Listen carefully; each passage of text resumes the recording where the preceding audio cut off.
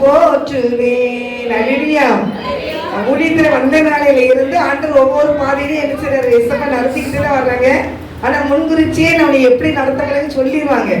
அதனால ஆண்டவர் நடத்திட்டு வர அதுக்குள்ள பலன் தருவாரு, அது நடத்துவாரு, கரம் முடிச்சு எல்லா காரியத்தையும் எனக்கு சொல்ற காரியம் ஒரே ஒரு காரியம், பயப்படாத அப்படின்பாரு. அல்லேலூயா.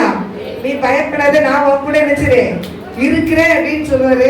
நான் அந்த ஆண்டவர் இன்னைக்கு வரைக்கும் கிருபையா என் தேவநாயகத்தை என் ஜீவனோடு பலனோடு என்னை கர்த்தர் பாதுகாத்து வருகிறான். என் தேவாதி தேவனு கொடான கொடி ஸ்தோத்திரம். எங்க பிள்ளைகள் வாழ்க்கையில எவ்வளவோ அற்புதங்களை கர்த்தர் செய்திருக்கிறார். எங்க குடும்பத்திலே கர்த்தர் எவ்வளவோ அற்புதங்களை செய்கிறார். மட்டுமா கர்த்தர் தாங்கி ஏந்தி சுமந்து தப்புவித்து இருக்கிறாரு வருகிறார். என் தேவாதி தேவனு கொடான கொடி ஸ்தோத்திரம். இந்த ஊழியத்திலே நிறைய இவனுக்கு பேசுகிறேன். நிறைய ஜனங்கள் இருந்தாங்க, இப்ப கம்மியாயிட்டாங்க. நாங்க அதுலயும் ஆண்டவர் சொன்னாங்க, மோசே வழிநடத்து போல் நீ வழிநடத்துவே, எங்க ஆளுக்கு வரலன்னு கவலையே படாத, நான் இருக்கேன் இந்த இடத்துல, நீ பயப்படாத அப்படின்பாரு ஆண்டவர். அல்லேலூயா. அதனால ஆண்டவர் சொல்லிட்டு ஏசப்பா 4 பேர் வந்து அங்கேதான், ஒருத்தங்க வந்து அங்கேதான் போக ஆண்டார் என்னன்னு சொன்னேன். அல்லேலூயா. இல்லை நான் கூட ஒரு 2 மெட்ராஸ் மூணு அண்ணன் தான் வந்து தான் செஞ்சு கொடுக்க சொல்லியிருந்தேன்.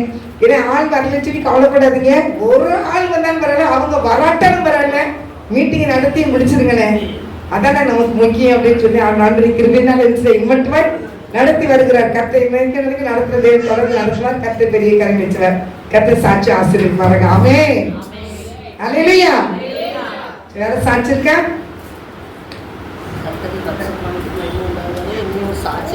தேவனுக்கு நான் நன்றி செலுத்துகிறேன். அநேக நாட்களில் கடன் பாடுகள் பிரச்சனையோடு வருஷங்களை கழிச்சு வந்து 24 வருஷம் ரசிக்கப்பட்டு ஒவ்வொரு வருஷமும் அநேக பாடுகள் ஒவ்வொருத்தரங்கள் இருந்தாலும் தேவன் போன வருஷத்தில் எனக்கு ஒரு வாக்குத்தத்தை கொடுத்தாங்க.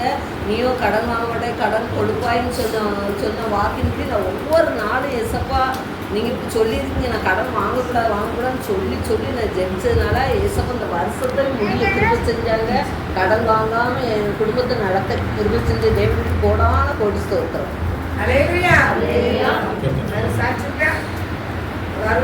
கண்மணி போல பாதுகாப்பு அதுக்காக தேவன் நினைச்சோங்க. எத்தனையோ நோய்கள்ல இருந்து ஆண்டவர் பாதுகாத்தார். கைவலிக்கு எல்லாம் சொல்லுங்க. இந்த கொரோனா நோய் வந்துச்சு, சிக்குன்யா காய்ச்சல் வந்துச்சு, எத்தனையோ காய்ச்சல் வச்சு எல்லாத்தையும் நம்ம தப்பு செய்யறது என்ன பாதுகாப்பாரு. அதுக்காக தேவனுக்கு நன்றி நான் ஒவ்வொரு நாளும் சொல்லணும். பார்க்கக்கூடாத முகம் அப்படி ரூபம் மாறிட்டு என்று வேதம் சொல்லுது. அப்படிப்பட்ட தெய்வம் என்னோடு கூட பேசின ஒரு காரியம் என்னன்னு சொன்னால், இதோ இந்த மேல் அறைக்கு வந்திருக்கிற என் பிள்ளைகளை நான் தெரிந்து கொண்டேன். அல்லேலூயா. உங்களை கர்த்தர் ஊழியக்காரியா ஜெபிக்கிற பிள்ளையாக கர்த்தர் உங்களை தெரிந்து கொண்டேன் என்று என்னோடு பேசினார். வேதத்தை திருப்பும் போது பார்த்தீங்கன்னு சொன்னா கோத்திரங்கள் 12 கோத்திரங்கள் இருக்கிறது. அந்த 12 கோத்திரத்துல ஒரு கோத்திரத்தை கர்த்தர் செய்றாரு, தெரிந்து கொள்ளணும் ஒரு திட்டம் வச்சிருக்கிறார். அப்ப எப்படி தெரிந்து கொள்ள வேண்டும் என்று சொல்லி ஒரு அழகான ஒரு காரியம் கடந்து வருகிறது. எல்லாம் திருப்பி வைத்துக் கொள்ளுங்கள். என்னாகமும் 17ஆம் அதிகாரத்தை கையிலே திருப்பி வைத்துக் கொள்ளுங்கள். வேதாகமும் கொண்டு வந்திருக்கிற நீங்கள் அழகா இந்த வசனம் என்னாகமும் 17ஆம் அதிகாரத்துல அழகாய் ஆண்டவர் யாரை தெரிந்து கொள்கிறார் என்ற காரியத்தை பார்க்க இருக்கிறோம். 17:8 ஒருவர் சத்தமாய் வாசிக்க கேட்போம். பிரவேசித்த போது இதோ ஆரோனுடைய கோல் என்ன செஞ்சிருந்தது? துளிர்த்திருந்தது. துளிர்விட்டு பூ பூத்து வாதுமை பழங்களை கொடுத்தது. என் அன்பு தேவ பிள்ளையே, 12 கோத்திரத்துல ஒரு கோத்திரத்தை அவர் தெரிந்து கொள்ள வேண்டும். ஒரு சட்டம் வருகிறது. 12 கோல்களை கொண்டு வைக்கிறாங்க. ஆனா 11 கோல்கள் துளிர்க்கவில்லை. ஆனா ஒரு கோல் மட்டும் என்ன செஞ்சிருந்தது? துளிர்த்திருந்தது. அல்லேலூயா. அப்ப அந்த கோத்திரத்தை ஆண்டவர் என்ன செய்தாரா? தெரிந்து கொண்டே என்று சொல்லுகிறார். அந்த கோத்திரத்தை தெரிந்து கொண்டதினால்தான் ஒரு கனமான ஒரு பொறுப்பை அந்த கோத்திரத்துக்கு கர்த்தர் கொடுக்கிறார் என்பதை நாம் வேதத்திலே வாசிக்கிறோம். எத்தனையோ ஊழியக்காரர்கள் இருந்தாலும் இன்றைக்கு ஆண்டவர் இந்த பகுதியிலே ஆண்டவர் அந்த சகோதரியை எடுத்து, மகளே, நான் அந்த கோத்திரத்தை தெரிந்து கொண்டது போல உன்னையும் குடும்பத்தையும் ஒரு கோத்திரமாக தெரிந்து கொண்டேன். அல்லேலூயா. ஆண்டவர் சொல்ல, நான் உன்னை தெரிந்து கொண்டேன். என் அன்பு சகோதரியும் அவருடைய குடும்பத்தின் பேரப்பிள்ளைகள் பேத்திகளையும் கர்த்தர் என்ன செய்தாலும் தெரிந்து கொண்டார். ஊழியக்காரருடைய சந்ததி அப்பத்துக்காக அலைந்து திரிகிற சந்ததி அல்ல, நான் அளிக்கும் நன்மையினால் என் ஜனங்கள் திருப்தி ஆவார்கள். அல்லேலூயா. ஆண்டவர் நம்மளை திருப்திப்படு ஒருவர் ஊழியம் செய்தால் பிதா ஆனவர் அவனை கனப்படுத்துவார், அவன் குடும்பத்தை கனப்படுத்துவார், அவனுடைய பிள்ளைகளை கனப்படுத்துவார், பேர பேத்திகளை கனப்படுத்துவார். அல்லேலூயா. ஆண்டவர் கனப்படுத்துகிற தெய்வம். அதனால ஒரு பெரிய ஊழியத்திலே அன்பு சகோதரியை தெரிந்து கொண்டு அநேகருக்காக கண்ணீர் வடித்து ஜெபிக்க வேண்டும் என்ற தரிசனத்தை கொடுத்து இந்த மேலறையிலே கூடி ஜெபிக்கிறதுனாலே ஆதி பரிசுத்தவான்கள் கூடி ஜெபித்தது போல ஜெபித்துக் கொண்டிருக்கிறார்கள். முன்பு வந்த ஜனங்கள் இப்பொழுது வரவில்லை என்று கவலைப்படாதே. யார் யார் ஒருவேளை விலகி சென்றாலும், உன்னை விட்டு கடந்து போனாலும், மீண்டும் அவர்களை இந்த மேலறைக்கு கர்த்தர் கொண்டு வருவார். அல்லேலூயா. இந்த மேலறைக்கு கர்த்தர் கொண்டு வருவார். ஏறத்தாழ அந்த அப்போஸ்தலர் புத்தகத்துல 1:15 போட்டிருக்கு, 120 பேர் கூடி என்ன செய்தார்களா? மேலறையில ஜெபிச்சாங்க. எத்தனை பேருமா? 120 பேர். அந்நிய பாஷையில பேசி ஆக்கினில் நிறைஞ்சி 120 பேர் மேலறையில ஜெபிச்சாங்க. அப்படிப்பட்ட ஒரு வல்லமை அந்த மேலறைக்குள்ள இறங்கி வந்தது போல இந்த மேலறைக்குள் கூட கர்த்தர் செய்றாரு. அவர் அபிஷேகத்தை ஊற்றி அநேக கட்டுகள், அநேக நெருக்கங்கள், அநேக வியாதிகள், அநேக போராட்டங்கள், தீராத பிரச்சனைகள், பாடுகள் மத்தியிலே அவர் விடுதலை கொடுக்கிற தெய்வமாய் வந்திருக்கிறார். அல்லேலூயா. அன்பு சகோதரி எழுதி சாட்சி சொன்னாங்க, கடன் பிரச்சனையில மிகவும் கஷ்டப்பட்டேன். ஆண்டவருடைய வாழ்க்கையில் ஒரு பெரிய மாற்றத்தை கொடுத்திருக்கிறார். இன்னும் ஆண்டு கொடுத்து உங்களை ஆசீர்வதிப்பார். அல்லேலூயா. எப்படிப்பட்ட சூழ்நிலை, வியாதியோடு வந்திருக்கிறார், என் வியாதியை நீக்குவாரா, ஒரு மாற்றத்தை ஏற்படுத்துவாரா, ஒரு விடுதலை தருவாரா என்று வந்திருக்கலாம். கடனோடு கூட வந்திருக்கலாம், பாடுகளோடு வந்திருக்கலாம், வீட்டிலே சமாதானம் இல்லை வந்திருக்கலாம், பிள்ளைக்கு திருமணமாக வந்திருக்கலாம், வேலையிலிருந்து வந்திருக்கலாம். என் அன்பு தேவ பிள்ளையே, ஒருவேளை வாடகை விட்டு உட்கார்ந்து இருக்கிறோம், வாடகை கூட கொடுக்க முடியல என்று சொல்லி வந்திருக்கலாம். எந்த சூழ்நிலையில் வந்தாலும் கர்த்தர் உங்களை விடுவித்து உங்களை தெரிந்து கொள்வார். அல்லேலூயா. இன்றைய நாளிலே என்னோடு பேசின ஆண்டவர், இந்த மேலறைக்கு வந்திருக்கிற ஜனங்களை நான் தெரிந்து கொண்டேன். இந்த 32வது இந்த சோத்திர கூட்டத்திலே கர்த்தர் உங்களை தெரிந்து கொண்டேன் சொல்றார். அல்லேலூயா. பக்கத்துல கரத்தை பார்த்து சொல்லுங்க, கர்த்தர் உங்களை தெரிந்து கொண்டார். பக்கத்துல கரத்தை பார்த்து கொஞ்சம் சந்தோஷமா தான் சொல்லுங்க, கொஞ்சம் சிரிச்சுக்கிட்டு தான் சொல்லுங்க, கர்த்தர் உங்களை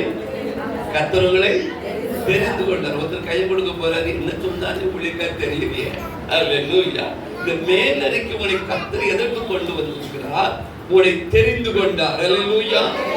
கர்த்தர் உங்களை தெரிந்து கொண்டேன் என்று சொல்கிறார். என் ஆதி பரிசுத்தவான்களுடைய இதோ கோத்திரத்தை தெரிந்து கொண்டது போல, சிறப்புள்ள கோத்திரமாய் மாற்றினது போல, இன்றைக்கு உங்களுக்கு சிறப்பான ஒரு ஆசீர்வாதத்தை கொடுத்து உங்களை அனுப்புவார் என்று நான் விசுவாசிக்கிறேன். என் அன்பு தேவ பிள்ளையே, ஒரு அருமையான சம்பவத்தை சொல்லி ஒரு 3 நபர்களை வேதத்தில் கர்த்தர் தெரிந்து கொண்டார். அவர்கள் யார் யார் என்று உங்களுக்கு அடையாளம் காட்டப் போகிறேன். அதற்கு முன்பதாக ஒரு சம்பவம், ஒரு அழகான ஒரு சம்பவம் நடந்த சம்பவம். அது ஷாம் ஜபத்துரை ஐயாவுடைய புஸ்தகத்துல வெளிவந்த ஒரு சம்பவம். அருமையான ஒரு ஐயா, ஜப்பான் தேசத்துல ஒரு அருமையான குடும்பம், கணவன் மனைவி, பல வருடங்களாக அவருக்கு குழந்தை இல்லை, குழந்தை பாக்கியம் என்பது இல்லை. பாருங்க, அந்த சர்ச்சில் ஜபிக்கும் போதெல்லாம் யாரையாலும் கொண்டு கர்த்தர் பேசியிருக்கிறார். ஒரு ஊழியக்காரர் அந்த சபைக்கு வரும்போது அந்த குழந்தை இல்லாத தம்பதிகளுக்காக தலையில கை வச்சு ஜபிச்சார். உங்களை கர்த்தர் தெரிந்து கொண்டார். 8 ஆண்டு குழந்தை இல்லாமல் தவித்துக் கொண்டிருக்கிறார். உனக்கு ஒரு அழகான ஆண் குழந்தையை தருவேன், அவன் என்னுடைய ஊழியத்தை செய்வான் என்று தீர்க்க தரிசனம் உரைக்கிறார். என்ன சொன்னாருமா சொல்லுங்க? அழகான ஆண் குழந்தை, அழகான குழந்தைன்னு சொல்லல, அழகான ஆண் குழந்தையை தருவேன், அவன் என்னுடைய ஊழியத்தை என்ன செய்வான்? செய்வான் அப்படின்னு தீர்க்க தரிசனம் சொன்னாரு. அவர் சொல்லிட்டு போன ஒரு சில மாதத்துக்குள்ள அவர் கன்சமாயிட்டார். கன்சமான அந்த திருச்சபையிலே சந்தோஷம். பாருங்க, 8 வருஷம் கழிச்சு குழந்தை உண்டாயிருக்கு அப்படின்னு சந்தோஷம். எல்லாம் கூடி கூடி ஜெபிக்கிறாங்க. பாருங்க, மாதங்கள் கடந்தது, பேர்கால திட்டம் வந்தது, குழந்தையும் பிறந்தது, ஆண் குழந்தை தான் பிறந்தது, அழகாகத்தான் இருக்கிறது. ஆனா அந்த தாய் அழுகிற அந்த பிள்ளையை பார்த்து, ஏன் எனக்கு இந்த பிள்ளையை தந்தீர் என்று அழுகிறார். ஏன் எனக்கு இந்த பிள்ளையை தந்தீர்? என் சபை மக்கள் பார்க்க வருவாங்களே, என் சொந்த மதனை பார்க்க வருவாங்களே, 8 வருஷம் கழிச்சு பெற்றெடுத்துல இப்படிப்பட்ட பிள்ளையை பெற்றெடுத்திருக்கிறாளேன்னு சொல்லுவாங்களே, நான் என்ன பதில் சொல்வேன் என்று கலங்கி நின்றார்கள். தாயின் தகப்பனும் வேதனைப்பட்டார்கள். நடந்த காரியம் என்ன தெரியுமா? அந்த பையனுக்கு 2 கையும் என்ன செய்யல, பிள்ளை அழகா இருக்கு, 2 கை சூப்பி போயிருக்கு. அந்த கைகளால ஒண்ணுமே செய்ய முடியாது. 2 கால்களும் கிடையாது, 2 சூம்பி போயிருக்கிறது. ஆனா பிள்ளை அழகா தான் இருக்கு, பிள்ளை அழகா தான் இருக்கு, லட்சணமா தான் இருக்கு. ஆனா என்ன இல்லை, 2 கையும் 2 காலும் இல்லை. ஜப்பான் தேசத்துல நடந்த சம்பவம். எனக்கு அருமையான தேவனுடைய பிள்ளையே, ஆனாலும் அந்த பிள்ளையை அவங்க அழகாக வழி நடத்தினார்கள். தள்ளுவண்டி உதவியோடு கூட எங்க போனாலும் கூட்டிட்டு போவாங்க, பள்ளிக்கு செல்வாங்க, எல்லாம் கூட்டிட்டு போவாங்க. படிப்பா, எழுதுவது கை கிடையாது. அப்படிப்பட்ட ஒரு சூழ்நிலை. பாருங்க, அவன் 24 வாலிபனாய் மாறினான்.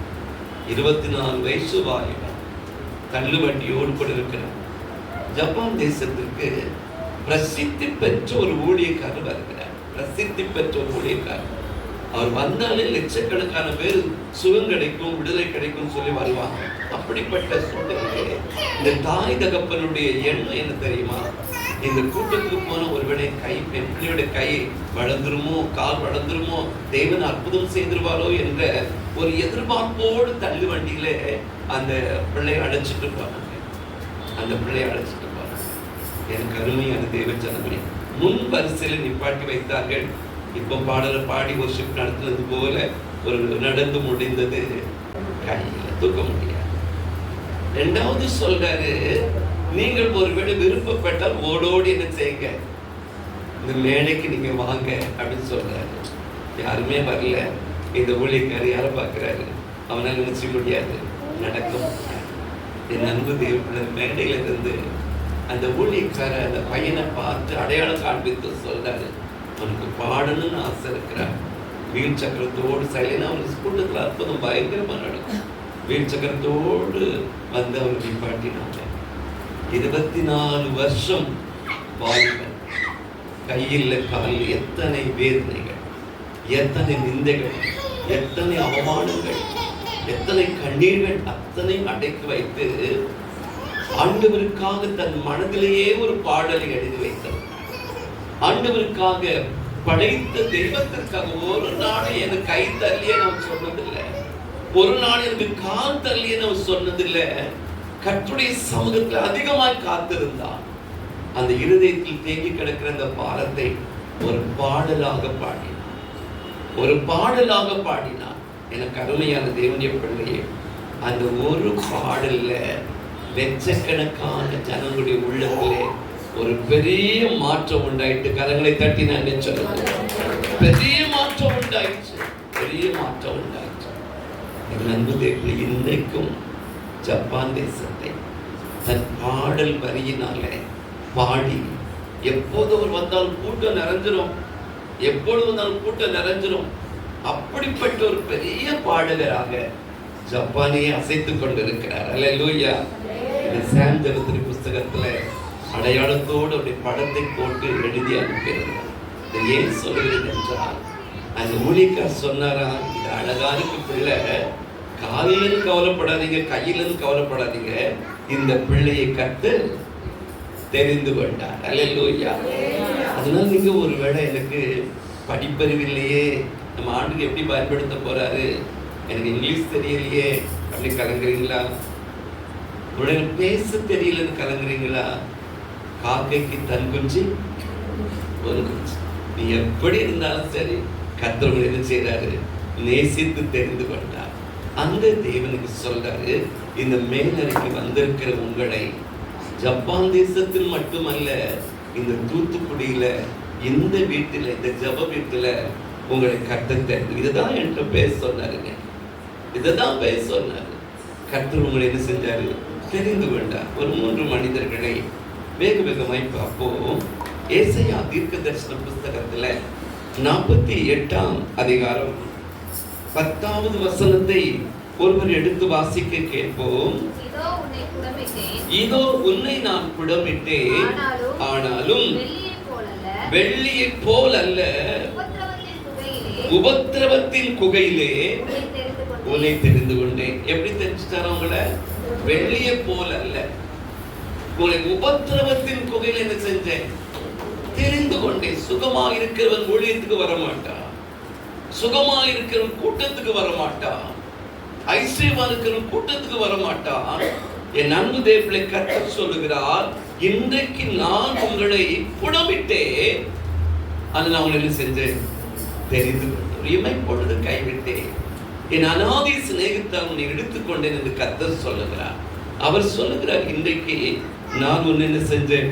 தெரிந்து கொண்டேன் என்று சொல்லுகிறார். யோவான் 16ஆம் அதிகாரம் 33வது வசனத்தை ஒரு வாசிக்க கேட்போம்.